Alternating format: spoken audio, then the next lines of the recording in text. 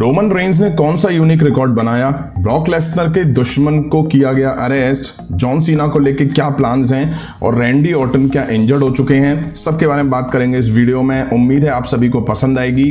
Hi friends, मेरा नाम है प्रियांशु, आप देख रहे हैं गेम ऑफ इनिंग्स। तो बढ़ते हैं वीडियो की तरफ और शुरू करते हैं वीडियो बेल बजा के।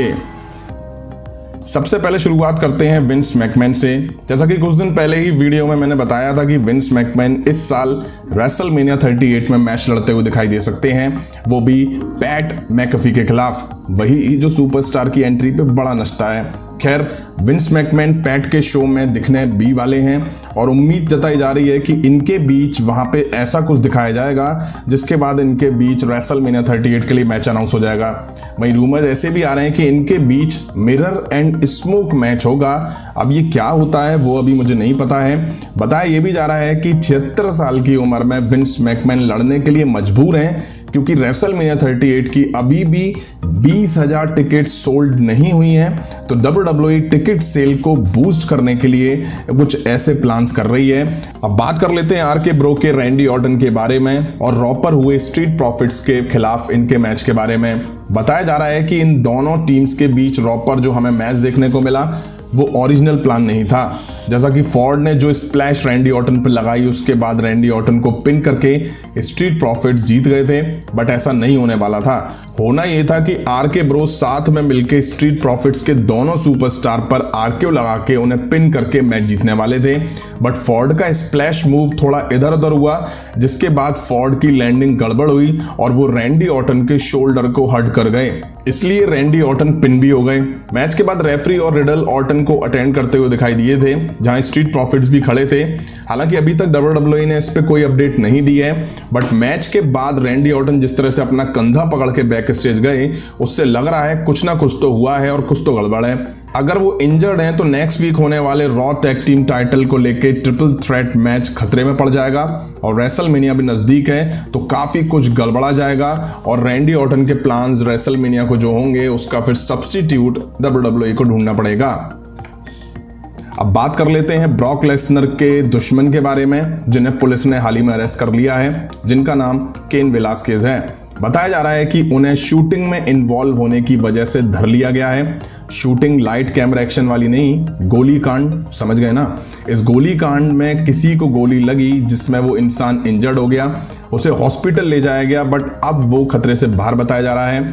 केन वेलास्केज पर पुलिस ने अटेम्प्ट टू मर्डर के चार्जेस लगाए हैं। अब ये नया नहीं है कि WWE के सुपरस्टार का नाम ऐसे कांड में आया हो, पहले भी ऐसी चीज़ों में बहुत से सुपरस्टार फंस चुके हैं, मारपीट, शराब पी के मारना और रश ड्राइविंग। खैर, केन वेलास्केज का WWE रन कुछ खास नहीं रहा। कंपनी ने उन्हें मात्र 6 महीने बाद ही WWE से रिलीज कर दिया था। बताया जा रहा है कि वो इंजरी की वजह से परेशान चल रहे थे, शायद इसलिए ही WWE ने ऐसा कदम उठाया। वहीं साल 2019 में सऊदी अरेबिया में हुए क्राउन जूल इवेंट में ब्रॉक लेसनर ने केन वेलास्केज को 2 मिनट में हरा दिया था। नेक्स्ट अपडेट जुड़ी हुई है जॉन सीना से। जैसा कि रेसलमेनिया काफी नजदीक है और जॉन सीना के फैंस के मन में सवाल होगा कि जॉन सीना यहाँ दिखेंगे या नहीं, उनका क्या स्टेटस है। तो आप सभी को बता दूं, जॉन सीना लगातार दूसरी साल रेसलमेनिया जैसे बड़े इवेंट को मिस करने वाले हैं। मतलब कि WWE के पास रेसलमेनिया 38 को लेके उनके लिए कोई भी प्लान्स नहीं है। जॉन सीना का लास्ट रेसलमेनिया 36 वाला इवेंट था जहां वो ब्रे वाइट के खिलाफ सिनेमैटिक मैच में दिखाई दिए थे। वहीं जॉन सीना WWE में last year money in the bank pay per view में दिखे थे, फिर वो रोमन रेंज के साथ समर स्लैम में एक मैच में दिखाई दिए थे। अब ये क्लियर है कि जॉन सीना रेसलमेनिया 38 वाले इवेंट में नहीं दिखने वाले हैं। अब ना दिखने के पीछे एक ही उनका रीजन है, क्योंकि वो हॉलीवुड को लेके काफी ज्यादा बिजी हैं। उनके स्केड्यूल ऐसे हैं कि वो रेसलमेनिया को टाइम नहीं दे सकते हैं।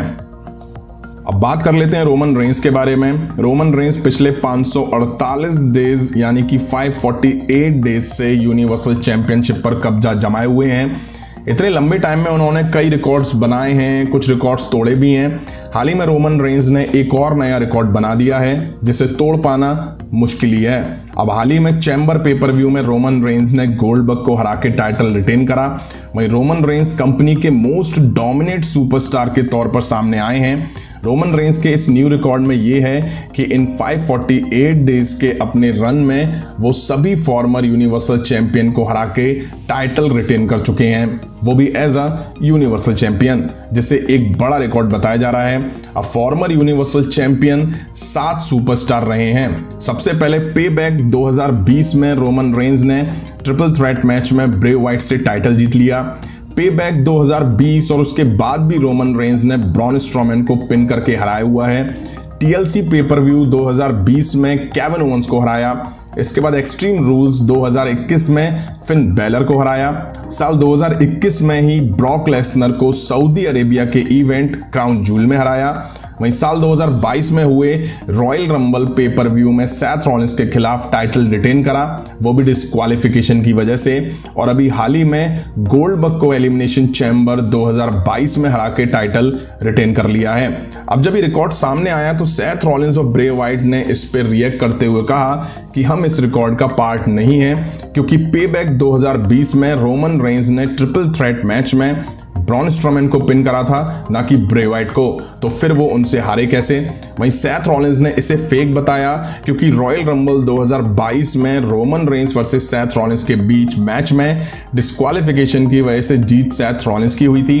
टाइटल रोमन रेंस पर ही रहा था, तो सैथ रॉलिंस ने यह भी कहा कि मुझे रोमन रेंस पिन नहीं कर पाए, तो जो ये रिकॉर्ड बताया जा रहा है वो फेक है। उन्होंने टोटली इसको फेक बता दिया। अब देखा जाए तो ब्रे वाइट और सैथ रॉलिंस रोमन रेंस से हारे नहीं हैं, बट फिर भी इसे एक यूनिक रिकॉर्ड रोमन रेंस के नाम लिख दिया गया है। वैसे आपको क्या लगता है, कमेंट करके जरूर बताइएगा। तो ये कुछ WWE अपडेट्स थी जो मैंने आपके सामने रखी। उम्मीद है पसंद आई होगी, तो लाइक करें, शेयर करें और इस तरह की इंटरेस्टिंग अपडेट्स के लिए चैनल को सब्सक्राइब करें, बेल आइकन को प्रेस करें। मिलता हूं नेक्स्ट वीडियो में। Thank you.